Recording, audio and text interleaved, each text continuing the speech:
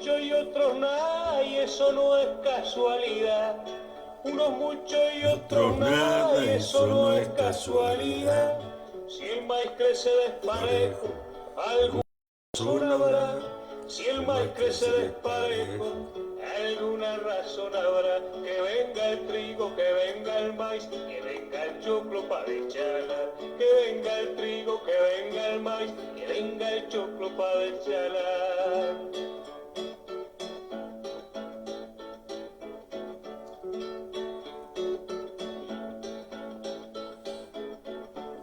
Hoy me dicen que soy vago, yo me río aunque me duela. Hoy me dicen que soy vago, yo me río aunque me duela. De gurí me decían burro y en mi pago no había escuela. De gurí me decían burro y en mi pago no había escuela. Que venga el trigo, que venga el maíz, que venga el choclo para echarla. Que venga el trigo, que venga el maíz, que venga el choclo para echarla.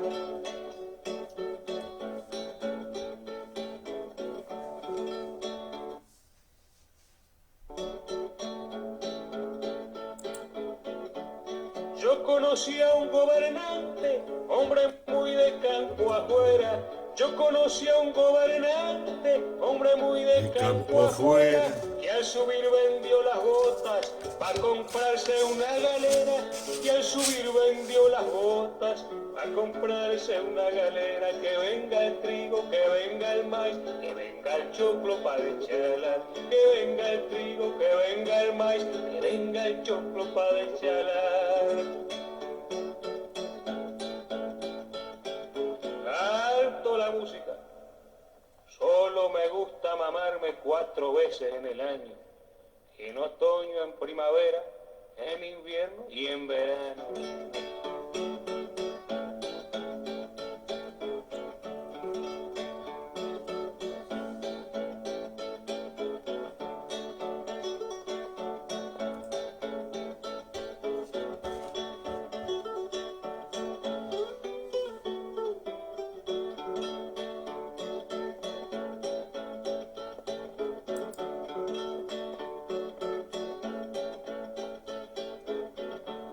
Que un daño el contrabando, dijo el señor presidente.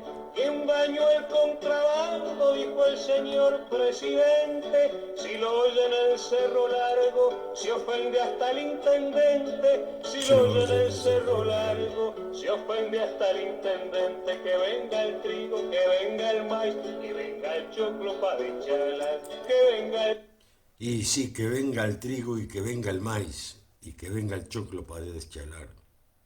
Es así, compañeros, vecinos, hermanos, porque la vida es una lucha.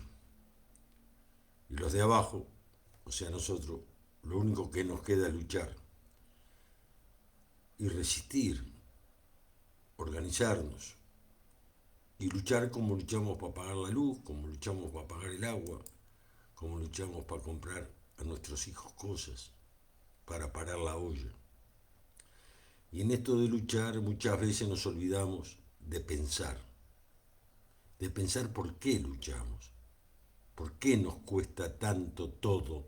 Y no estoy hablando simplemente de dinero, estoy hablando de esfuerzo. ¿Por qué un hombre, una mujer, una persona, un ciudadano honesto que trabaja tiene que esforzarse para poder llegar a fin de mes? Tiene que esforzarse para pagar la luz, tiene que esforzarse para parar la olla cuando puede. ¿Por qué? Y bueno, porque vivimos en un régimen absolutamente injusto, un régimen que para unos mucho y para otros nada. Y nosotros somos los nada, somos los de abajo. Pero esperemos que algún día tomemos la conciencia necesaria para poder reclamar lo que es nuestro, lo que es nuestro justo derecho. Y es una vida digna.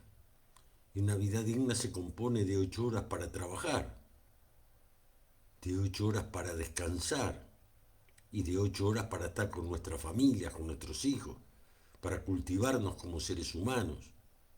para poder pensar, que es justamente lo que ellos te hacen a través de la economía, es no dejarte pensar. Hola compañeras, ¿cómo están? Siempre Gladys, un abrazo grande, hermana. Y eso es lo que te hacen. Y pensamos y llegás a la conclusión lógica de que vivimos en un sistema que tiende a perpetuarse. Y los de abajo siempre seremos de abajo, ese famoso dicho que te dicen los veteranos muchas veces, esto siempre fue así. Bueno, pero está bien que sea así.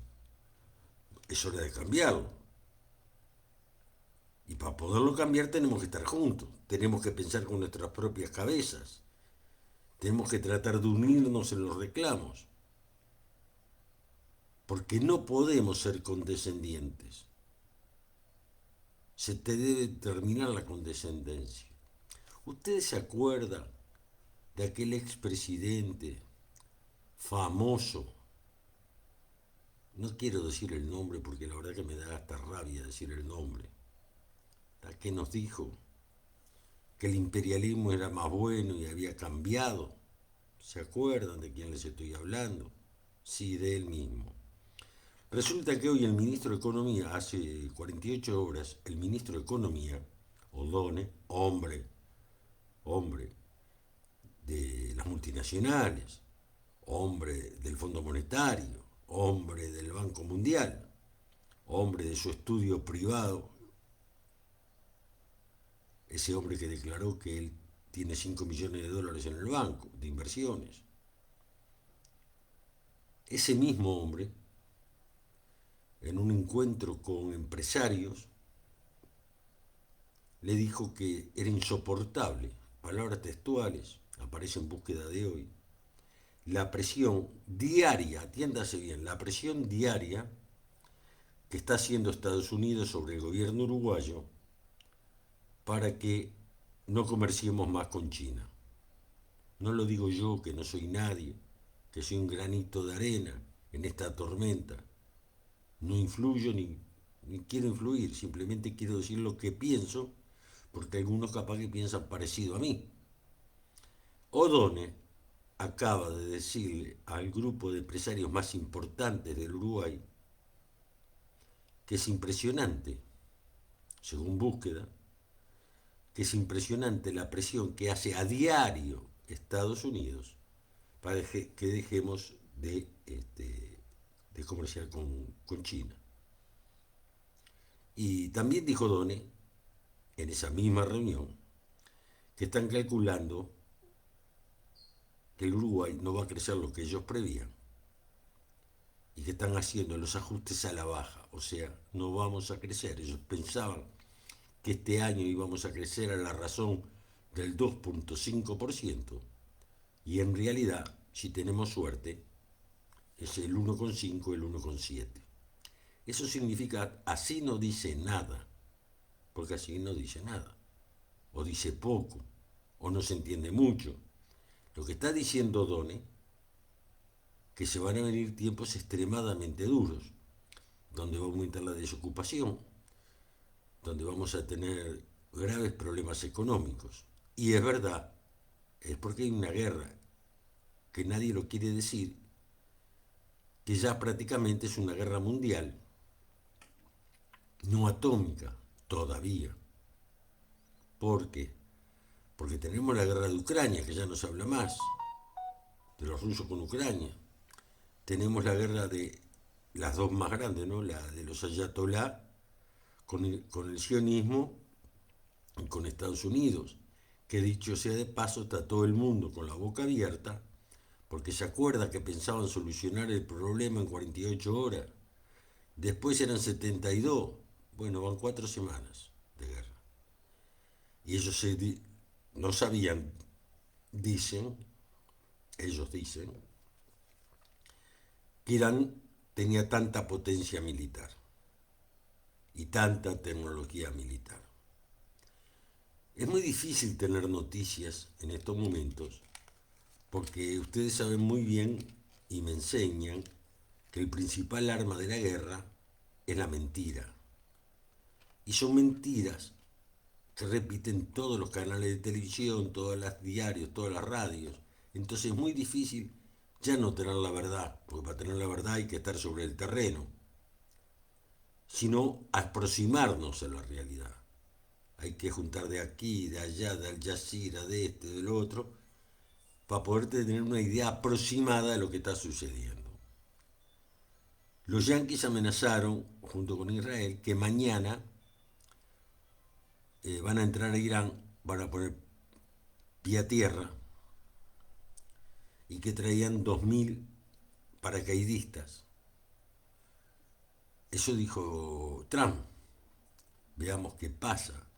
Yo simplemente digo que si llega a pasar eso, la matanza va a ser mucho más grande, pero muchísimo más grande, porque ellos no mueren. Como siempre mueren los soldados, y en el caso de los yanquis generalmente son hispanos y negros. Esa es la realidad. Y bueno, va a ser una guerra muy dura, el petróleo se va a ir por las nubes, y hoy el petróleo cerró alrededor de 103, 104 dólares el barril. Si mañana pasa eso, el petróleo va a saltar a 110. Hay gente que habla de otras cifras más grandes, pero yo voy nada más que mirando los datos de Wall Street, porque si no, te enloqueces. Y ya el petróleo 103 implica, no ahora, pero para mayo, porque las ventas que se están haciendo ahora son para entregar en el mes de mayo, se llaman los cortos en petróleo, en la jerga de Wall Street, va a estar alrededor de 110 dólares el barril. Si pasa eso, como hoy se cerró a 103, tenemos que entender que va a subir la nafta. Ya subió en varios países, sobre todo de Europa. Y al subir la nafta, ustedes saben muy bien que sube todo, absolutamente todo, porque hay que transportarla, la leche, el pan, sube todo, amigos y compañeros, la verdura, la fruta, todo. Y con los salarios que tenemos, que no van a poder acompañar y no pueden acompañar ese ritmo, vamos a tener grandes problemas, muchos más de los que tenemos hoy. Y esto hay que entenderlo. Y yo estoy preocupado, y estoy realmente preocupado. Estoy preocupado por varias razones. Evidentemente esto del petróleo, evidentemente que muera gente, no me gusta la guerra, nunca me gustó la guerra. Yo soy una persona pacífica, no un pacifista. Soy una persona pacífica, no un pacifista. Y no me gusta la guerra, porque en la guerra mueren los pobres, en la guerra mueren los soldados, en la guerra mueren niños, mujeres sin tener nada que ver, porque es mentira lo que dice Israel. Ayer los ayatolá le invocaron ahí al aeropuerto Ben Gurión, destruyeron el aeropuerto Ben Gurión, y yo vi las filmaciones, y 2 o 3 edificios, y dicen que no murió nadie. Alguien me tiene que explicar, alguien me tiene que explicar. Si explota una bomba, muere gente, imagínense cuando explota un misil, pero no murió nadie. Porque esconder los muertos, porque es un tema estratégico esconder los muertos. Sobre todo para que el pueblo no se entere y la comunidad internacional no se entere. Por eso yo digo que la mentira son las principales armas que tiene la guerra, cualquiera sea ella. Y le decía que estoy muy preocupado por varias cosas. Tenemos varios problemas y varias crisis. Hola María Camino, buenas noches a todos. Gracias por estar, María, gracias Dante, gracias Gladys. Tenemos varias cosas. La primera es que en la nueva ley de seguridad que presentó el Ministerio del Interior, se agregan y se agrandan las funciones del ejército en la frontera uruguaya. Se le dan más atribuciones al ejército en la frontera uruguaya. En segundo lugar, es porque, entre otras cosas, hay una crisis de gobierno que ya es prácticamente insoportable para mucha gente dentro mismo del progresismo. Ahora parecería, según se dice, que el MPP quiere sacar al ministro socialista porque dice que no está trabajando bien. Y por otro lado,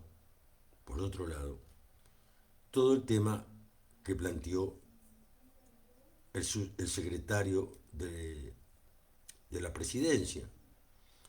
Ellos dicen no es privatizar, es simplemente abrir para que los trabajadores, así lo dijeron, los trabajadores uruguayos puedan invertir en las empresas públicas. Yo me pregunto, ¿o estas personas, estos individuos, viven en otro planeta o están de vivo? Y se lo voy a decir, están de vivo.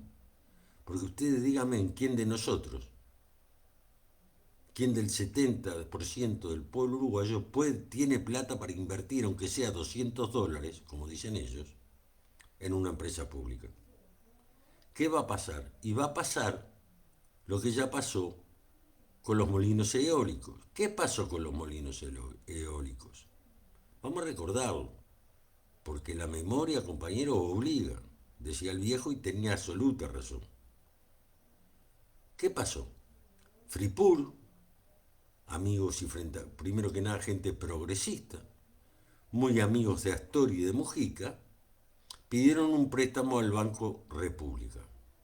El Banco República le prestó 70 millones de dólares, prácticamente sin garantía, porque cuando quebró Fripur y se hizo el balance, no llegaba a costar 20 millones, pero le dieron 70 millones de préstamo.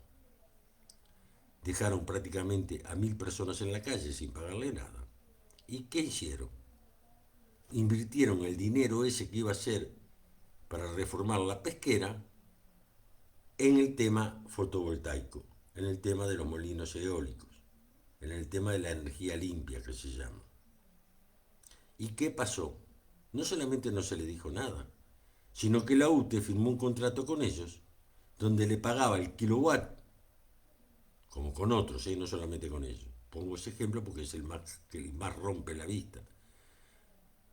Un contrato, decía, donde se le pagaba por encima del precio internacional que cuesta el kilowatt de luz. Ustedes deben saber que el kilowatt de luz también se cotiza en la bolsa de Nueva York. ¿Y qué va a pasar, señor Pacha? Perdón, retiro lo de señor. Pacha, ¿qué va a pasar? Tú que sos tan inteligente y tan emprendedor, todos sabemos que Mujica en su testamento político dejó dicho, fíjense en ustedes el atrevimiento, fíjense en ustedes la soberbia, fíjense en ustedes qué asco. Dejó dicho que el próximo presidente, o sea, como que va a ganar el progresismo de vuelta, él sabrá por qué dijo eso, tenía que ser el Pacha. Entonces el Pacha, que había desaparecido, ahora empezó a aparecer por todos lados. Y como siempre, hoy apareció en una escuela donde le estaban dando de comer a los niños. ¿Cómo andás, Adrián? Ese tipo de demagogia barata. Pero mientras hacen esa demagogia, van a invertir millones de dólares en 2 cárceles de alta seguridad. El Uruguay, para el año que viene, va a tener 2 cárceles de alta seguridad. ¿Para qué quiere Uruguay 2 cárceles de alta seguridad? Y digo yo que la quiere para lo mismo, exactamente para lo mismo, que lo quiere Argentina, que ya la tiene en Ushuaia, la quiere para lo mismo de lo que lo quiere el gobierno paraguayo, el gobierno ecuatoriano. Por ejemplo, en Paraguay, ese país tan democrático, donde asesinaron a Lichita y a sus 2 primitas de 11 y 12 años, y hasta el día de hoy nadie habla porque sigue siendo muy democrático, tienen presas en una cárcel de alta seguridad a sus mamás y a otra compañera que son combatientes comunistas del pueblo paraguayo. Para eso sirven las cárceles de alta seguridad, para tener presos y buscar lo que están buscando. Por eso se fueron a asesorar para las cárceles de alta seguridad a varios países, tener presos a los patriotas que luchan por otras condiciones de vida, que luchan para que todos seamos un poco mejor y podamos vivir mejor. Ese es el caso de María del Carmen Villalba. Ese es el caso en Ecuador de Omar Campoverde. Ese es el caso de Gabriela Gallardo en Ecuador. Están en cárcel de alta seguridad. El único objetivo que tiene la cárcel de alta seguridad con las nuevas tecnologías, como dijo el presidente y el ministro del Interior, es para destruir física y psicológicamente a sus prisioneros. A Uruguay parecería que le faltaba, entonces ahora lo van a poner. Claro que la excusa siempre igual, contra el narcotráfico, contra el terrorismo, y en esa palabra terrorismo va todo el mundo, voy yo también, dale, vos sos un terrorista, dale, vos jodés por el Facebook. Es eso. Claro que esta vuelta capaz que no es tan así, y capaz que cambia un poco, y capaz que hasta logramos empatar. Pero digo, esa es la realidad. Para eso quieren las cárceles. Yo me pregunto, y les pido que piensen, compañeros, si en lugar de invertir en esas cárceles de alta seguridad, se invierte de verdad donde hay que invertir para prevenir el narcotráfico, que es en los niños que no comen, en los trabajadores sin trabajo, en los asentamientos que rodean las ciudades de Montevideo, Salto, Paysandú. Se invierte ahí para dar trabajo, para dar dignidad, para dar la posibilidad, como tenemos que tener todos los seres humanos, que con nuestros dos brazos y nuestro sudor podamos progresar, podamos llegar a fin de mes, pero con dignidad, no con limosna. Pero a ellos no les sirve, porque el sistema capitalista, por más que el señor Mujica Cordano haya dicho que había cambiado, ya vemos lo que está pasando. Por más que te dijeran y te mintieran que el Fondo Monetario Internacional era más bueno y el Banco Mundial era más bueno, ya vemos lo que está pasando. Y el capitalismo es tan bueno, como decía Mujica, ¿no?, que llegó a decir que era la fuerza creadora más importante. Esa fuerza creadora más importante, más buena, que el presidente Mujica nos dijo a todos en varias oportunidades y está escrito negro sobre blanco en sus libros. Sí, sí, Adrián, sí. Esa gente, tan buena y tan buena, son los que hoy están matando de hambre de hace 64 años al heroico pueblo cubano y a la heroica revolución cubana. Esos que son tan buenos y humanos. Esos son los que hoy, junto con el sionismo fascista, nazifascista de Israel, hizo un genocidio en Gaza. 70.000 muertos y se sigue haciendo porque no paró Gaza, siguen matando gente en Gaza. Ese capitalismo tan bueno y tan humano es el que está tirando bombas sobre Irán, porque no digamos que yo no tengo nada que ver con la Ayatolá, pero vamos a ser justos y objetivos. Atacó Israel y atacó Estados Unidos cuando estaban en una mesa de conversaciones, ¿se acuerdan? Y le mataron a toda la dirección de los Ayatolá y creo que se metieron en un gran problema, porque ahora Estados Unidos está tratando de salir y no puede salir. Incluso presentó 15 puntos y la respuesta de los Ayatolá dijeron, no hay diálogo, vamos a seguir peleando acá.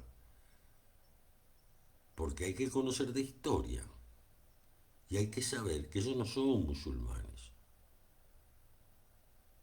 ellos son persas. Y la historia del pueblo persa es riquísima.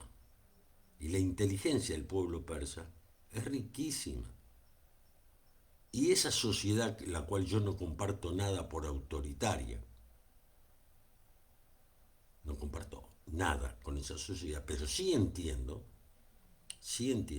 y respeto que ellos sean capaces de defender su soberanía, que sean capaces de defender hasta el último hombre a sus pueblos.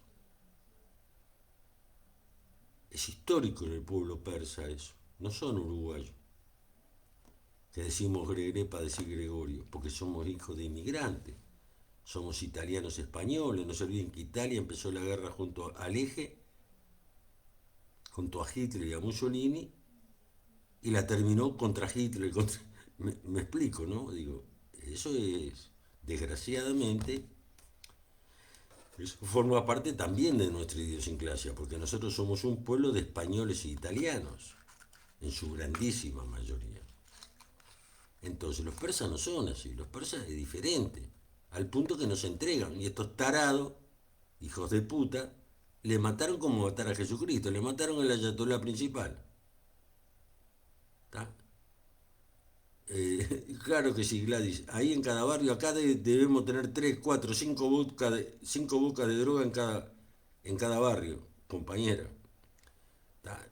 Entonces digo, tenemos que entender eso. Le mataron a su Jesucristo, le mataron al ayatolá principal.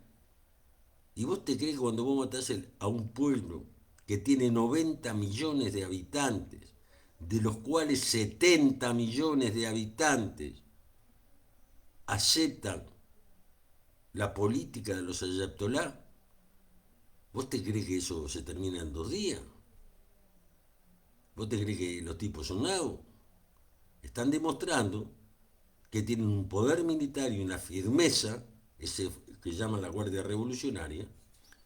Ahora acaban de salir una noticia hace un ratito atrás, estaba escuchando Al Jazeera, de un comunicado que sacó el gobierno de Irán, diciendo que no hay problema, que están esperando a los 3.000 paracaidistas norteamericanos, porque ellos tienen, atiéndase bien, ellos tienen 1 millón, para empezar, tienen 1 millón de combatientes.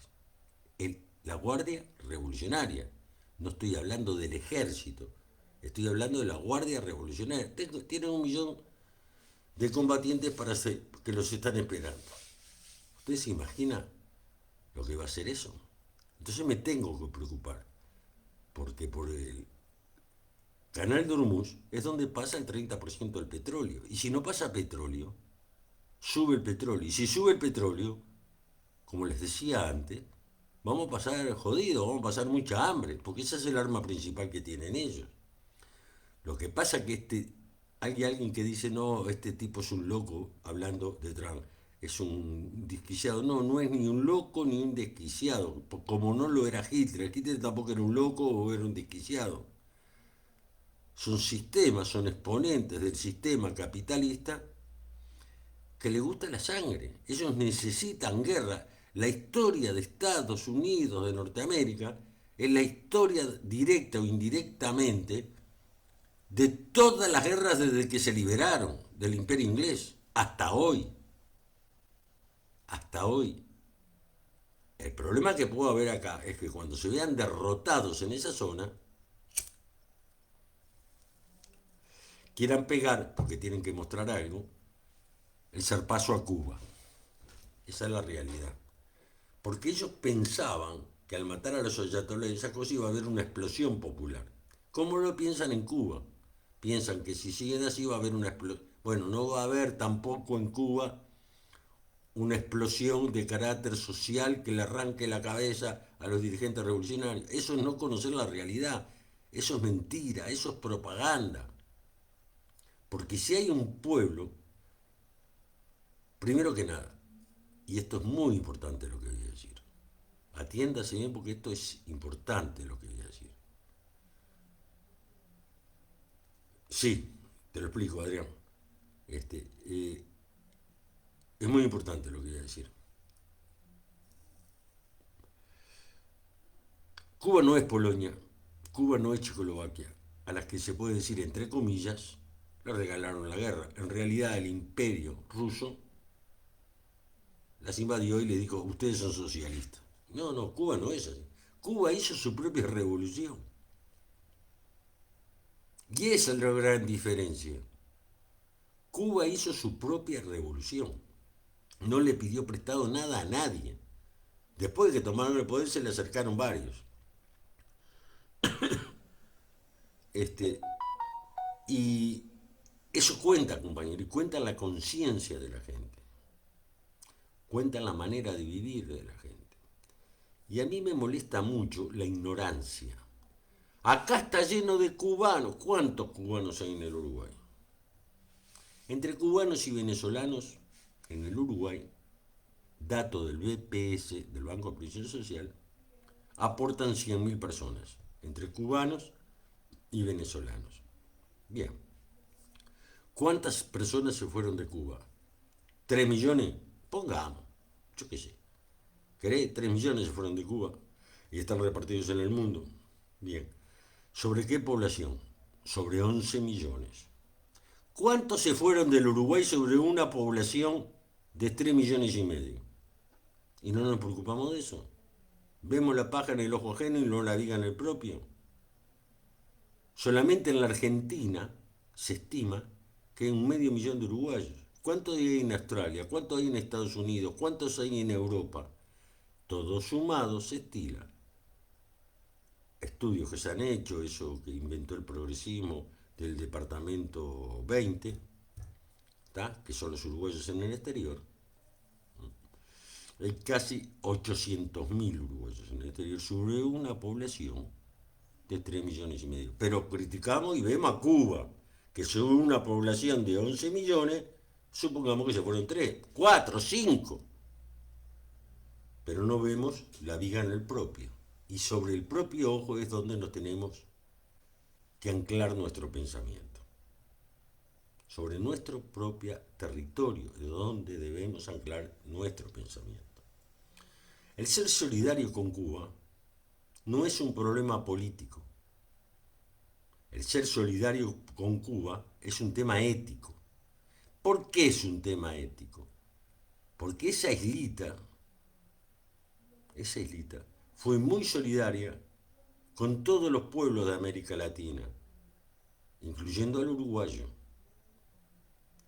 incluyendo al pueblo uruguayo. Y no solamente en la época convulsiva donde te agarraban y te mataban o te hacían desaparecer, que también fueron solidarios. No solamente en esa época, sino en épocas recientes. Cuando nos regalaron las vacunas contra el cáncer de pulmón y el Uruguay no las aceptó. Es lo que decía O'Donnell con China. Las presiones son diarias para que no comerciemos con China.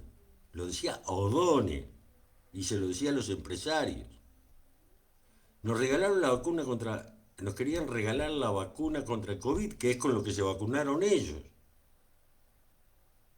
Hicieron la vacuna contra el COVID y dijeron, no, vamos a darle al Uruguay y a algunos países de Latinoamérica la vacuna que hicimos, porque si no, sigue muriendo gente. Pero Cusquito en la calle, como buen representante del sistema capitalista, no el único, pero en ese momento era él, rechazó esa vacuna y se la compró a Pfizer, que nunca se supo, y no se va a saber, cuánto costó cada vacuna y qué se le dio a cambio. Entonces, ahí está cuando yo digo que el sistema capitalista, este sistema en el que nosotros vivimos, es una dictadura de clase, que es un sistema rapaz, un sistema asesino, y que estamos viviendo una dictadura de clase. ¿Por qué digo que estamos viviendo una dictadura de clase? Vos, pelado, estás loco, pero no ves que podés hablar por el Facebook, vos no ves que vamos a votar cada 5 años, vos no ves que... Señores, amigos, hermanos, compañeros, cuando digo y me reafirmo en que es una dictadura de clase, es porque si ustedes observan, del 85, 1985, Sanguinetti, el hombre probo, no aquel que fue ministro de Pacheco, no aquel que protegió a Costa y Leara, que era su mejor amigo, que era el director del Escuadrón de la Muerte. No, de ese nos olvidamos. No el Sanguinetti que pedía el golpe desde el diario Acción y desde el diario de la Noche. No, de ese nos olvidamos. Acordémonos del hombre probo que trajo de vuelta la democracia al Uruguay. Hablemos de eso. ¿Qué pasó del 85 a hoy? Pensemos eso. ¿Saben lo que pasó? Los mismos nombres, las mismas personas, los mismos partidos se han ido intercambiando en lo que se llama, o yo lo denomino, toma tú que te toca a ti. 5 años de coalición, posiblemente 10, ahí podés influir con el voto, y después viene el progresismo, y está 10 años el progresismo, o 5 años el progresismo, todo depende de la temperatura que haya en nosotros, todo depende de la temperatura que capten ellos que hay en la gente. Si hay mucha protesta, si hay menos protesta, por eso yo siempre digo que esto es una dictadura de clase, porque hay varios tipos de dictadura. La primera dictadura es la que nos pasó a nosotros, la sufrimos nosotros, y toda Latinoamérica. Pero hay otro tipo de dictadura, que es la que estamos viviendo ahora, la que vos podés hablar, pero nadie te da pelota.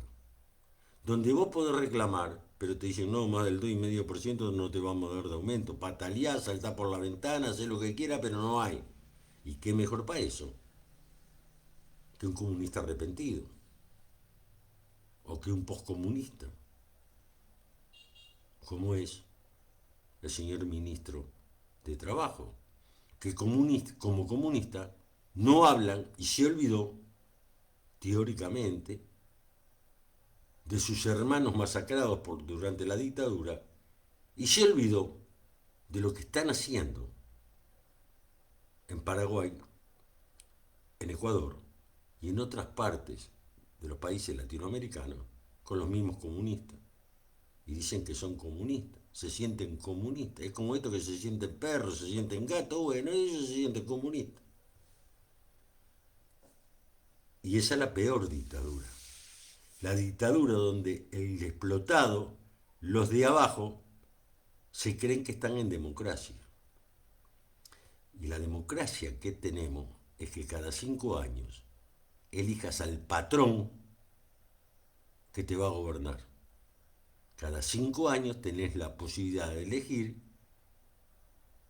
quién te va a gobernar, quién te va a mandar.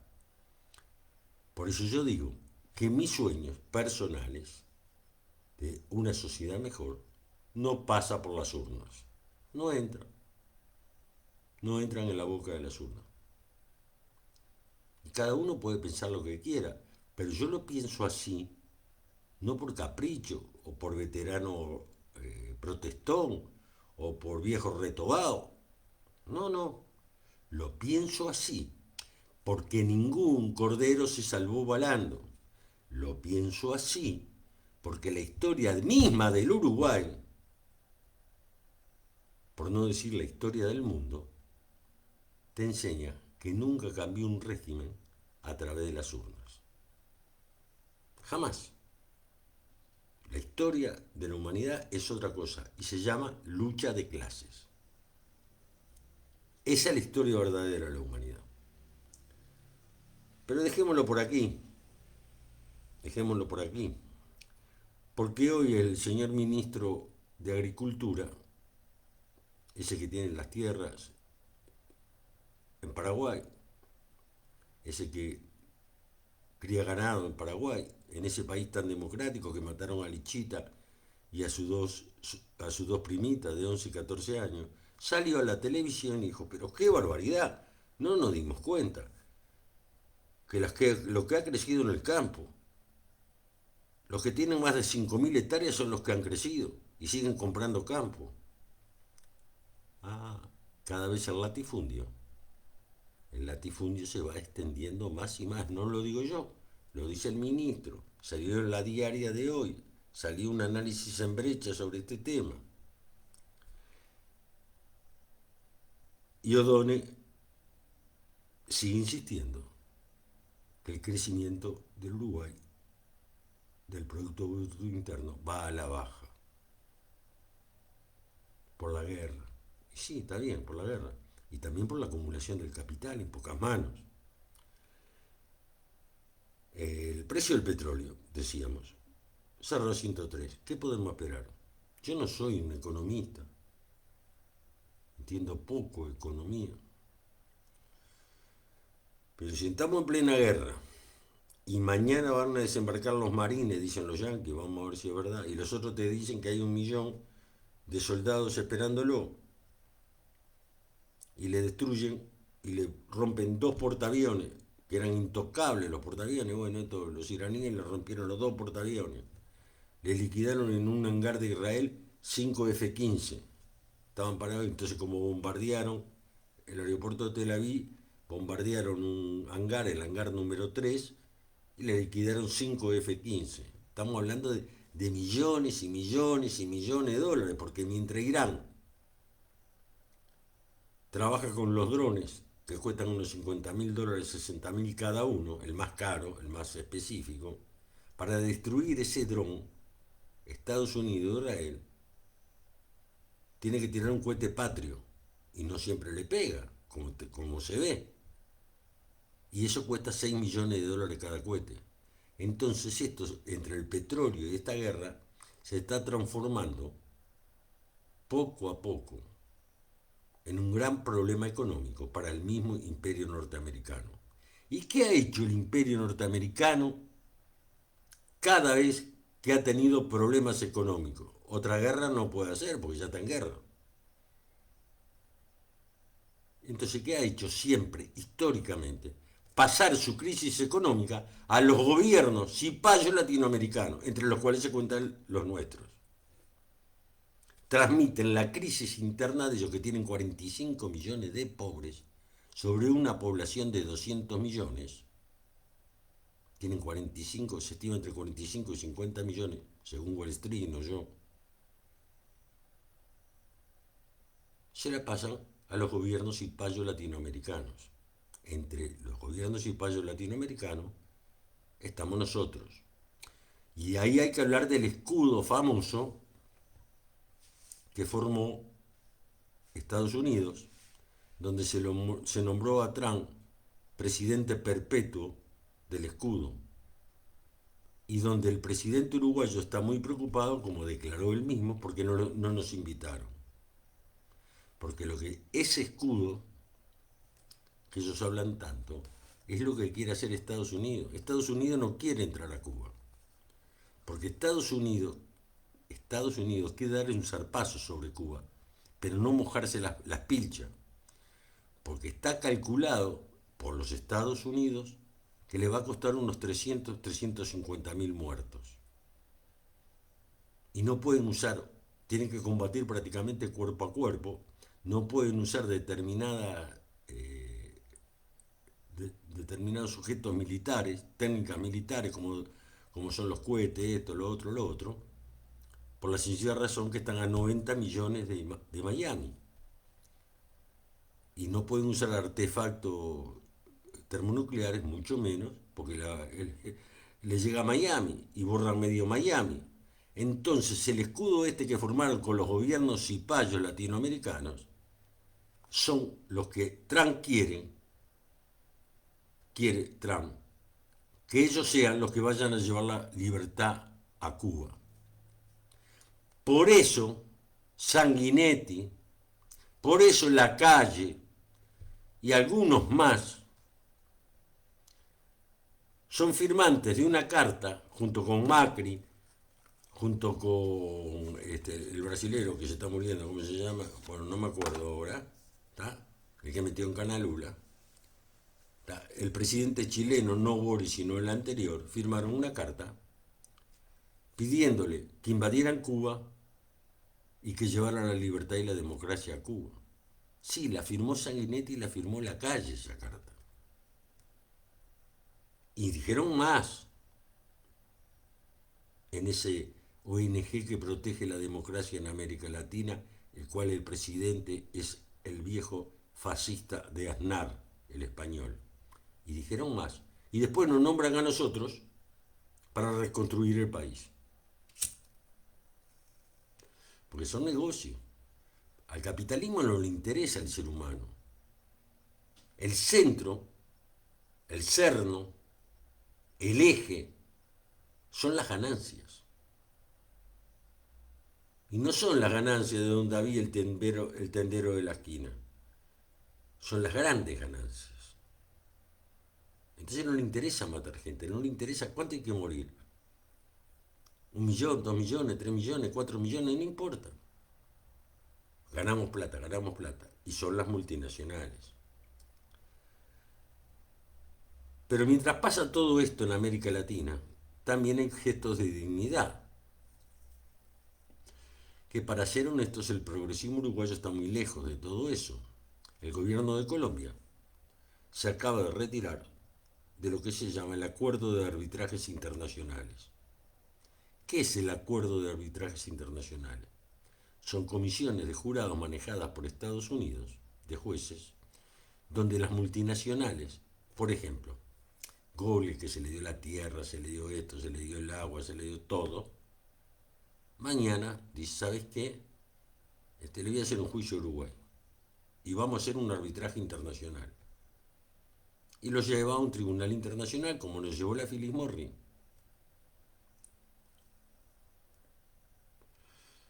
¿Y qué pasa? Yo no voy a hablar de soberanía, porque hablar en el caso uruguayo de soberanía es ridículo, porque nos tenemos que olvidar, porque la soberanía es la tierra, la soberanía es el territorio, es el agua, son los habitantes.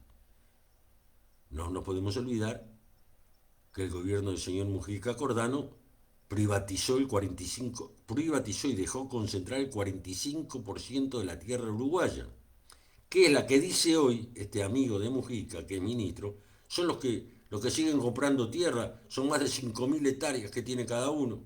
Sí, se lo dieron ustedes. No te hagas el bobo, no te hagas el distraído. Si querés seguimos discutiendo del túnel por 18 de julio.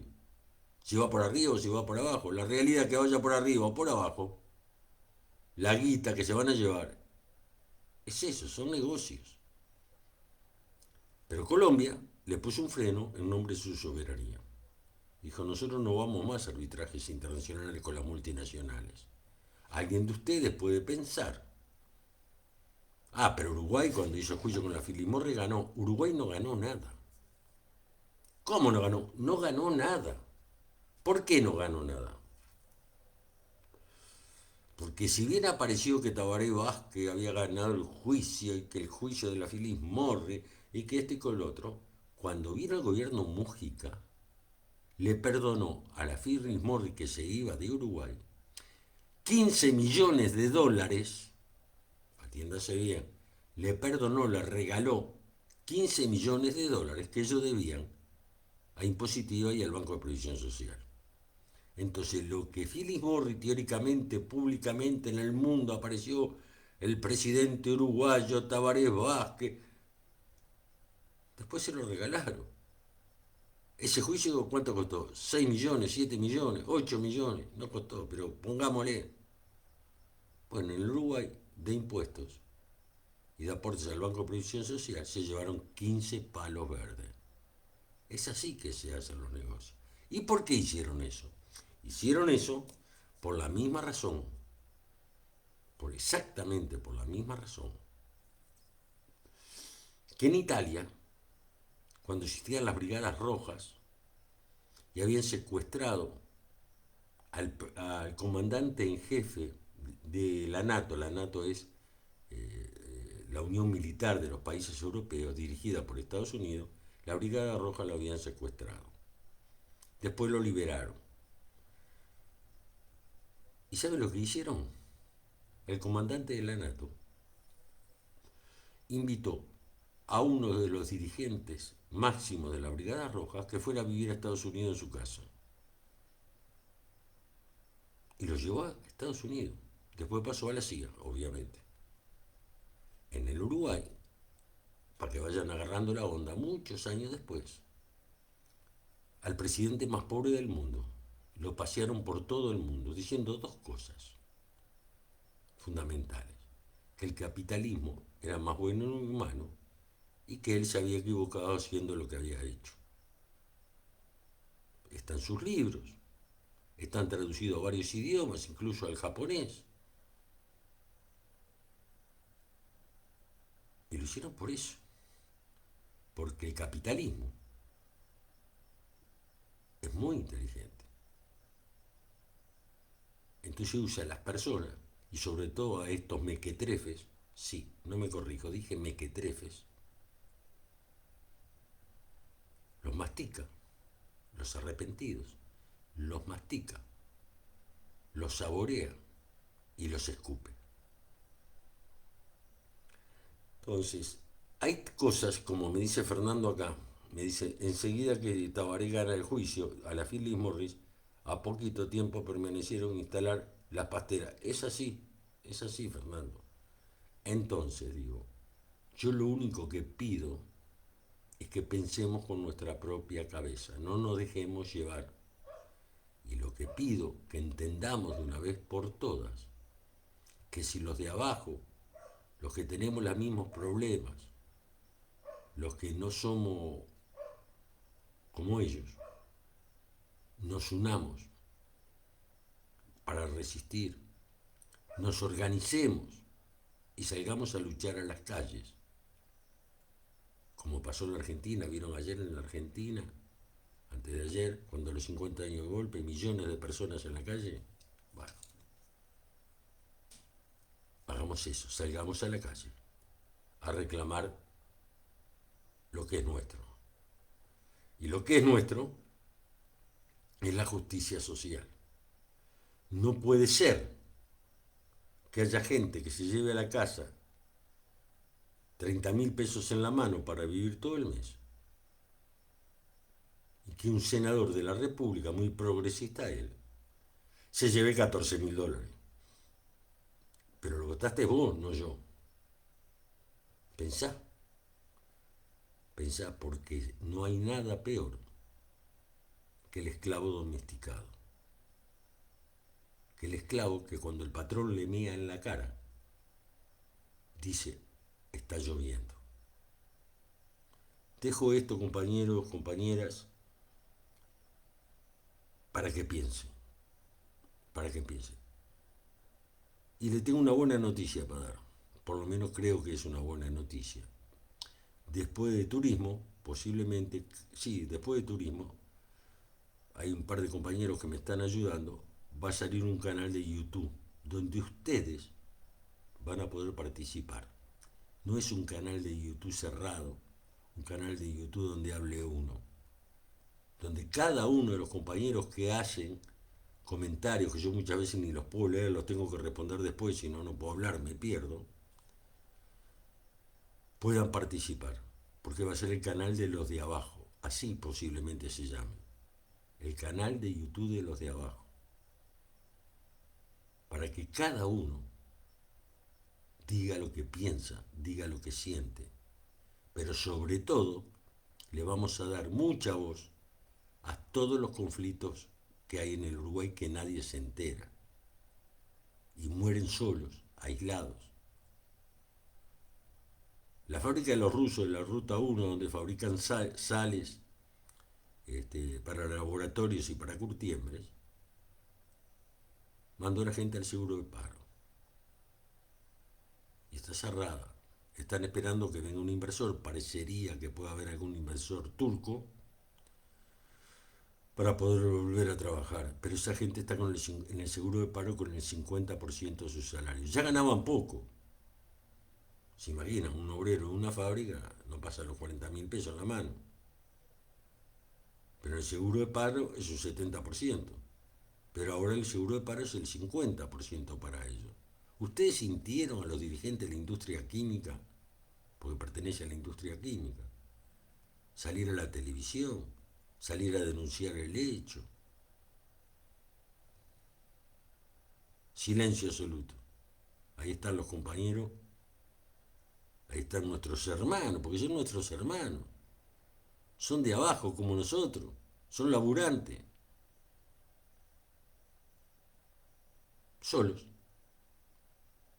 Porque sus dirigentes ni siquiera salen a denunciarlo. Ay, vamos a ir al ministerio, vamos a hablar en el ministerio. Sí, sí, habla con lo que quiera, pero acá queremos laburo. Dejá las palabras, que se las lleva el viento.